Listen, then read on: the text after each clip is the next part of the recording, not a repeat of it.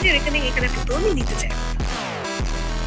Exactly. And এর পরবর্তীতে যে রোটেশনটা তারা নিচ্ছে সেই রোটেশনটা তারা এক্স্যাক্টলি কোথায় নেবে প্রশ্ন এখন সেখানেও।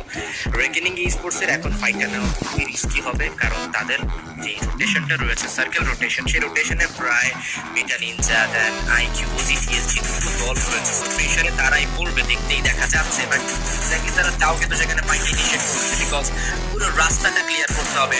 আর দ্য লাস্ট না standing from this team, and তার উপরে এবার হয়তো বা প্রেশারটা ক্রিয়েট করা হবে।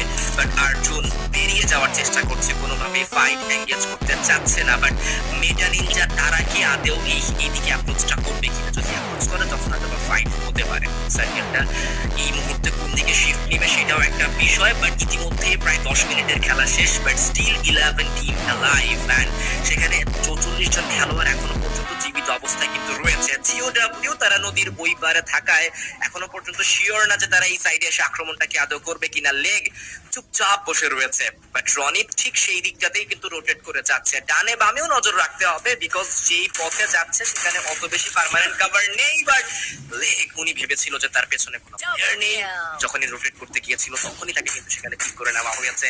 On the other side reckoning এর এইবার হয়তো বা মোকাবেলা হতে পারে কিছু অ্যামেজিং টিমস এর সাথে। গড লাইক সেন্টার পয়েন্টে বসে থাকায় তাদের দিকে চতুর্দিক থেকে আক্রমণ আসতে পারে। ডেথ তার পেছনে থাকা আভিদা এন্ড জিওডব্লিউ তাদের পেছনে থাকা আভিদা সেই দলটাকেও দমিয়ে দেওয়ার চেষ্টা করবে এই মুহূর্তে। Again, GOW versus Avida. West versus West. Avida first day এর ডাবল টপার, তাদের এগেইনস্ট রয়েছে GOW এই মুহূর্তে সেরা স্কোয়াড বা ডিস্ট্রাকটিভ স্কোয়াডস এর মধ্যে থেকে একটি। এবং এর আগের ম্যাচও কিন্তু আভিদাদেরকে জিওডব্লিউরাই ওই জায়গাটিতে একদম ধসিয়ে দিয়েছিল, ব্রেক থ্রু প্রোভাইড করেছিল, এবং এখনো কিন্তু এই জায়গাটিতে জিওডব্লিউরাও রয়েছে। যদি একটা কুইক রোটেশন নিতে চাচ্ছেন তারা, আভিদারা একটা আউটস্ট্যান্ডিং রাশ করে দিয়েছেন খুব দ্রুতই। ড্যানকে ডাউন করে ফেলা হয়েছে, M79 ইউজ করার সুযোগ দেওয়া হবে না, এটা একটা ক্রুশাল নক ছিল। সামনের দিকে যাবেন, হান্সকে ডাউন করা হবে, ফ্ল্যাশ ফ্রিজ ইউজ হবে, তাওয়ান শর্ট রেঞ্জে গিয়ে ডাউন করবেন একের পর এক প্লেয়ারদেরকে। উইন্টার রয়েছে, ডেমনকে ডাউন করা দেওয়া হয়েছে। ডেথ সোলো অ্যাথলিট চেষ্টা করছে এই জায়গা থেকে নিজেদের স্কোয়াডকে বাঁচিয়ে রাখতে, but that's it, hashtag eliminate হয়ে যাবে। খুবই পারফেক্ট একটা কোঅর্ডিনেশন তাওয়ান এবং লংকং, আনুসিদ এবং উইন্টারের ড্যামেজ এবং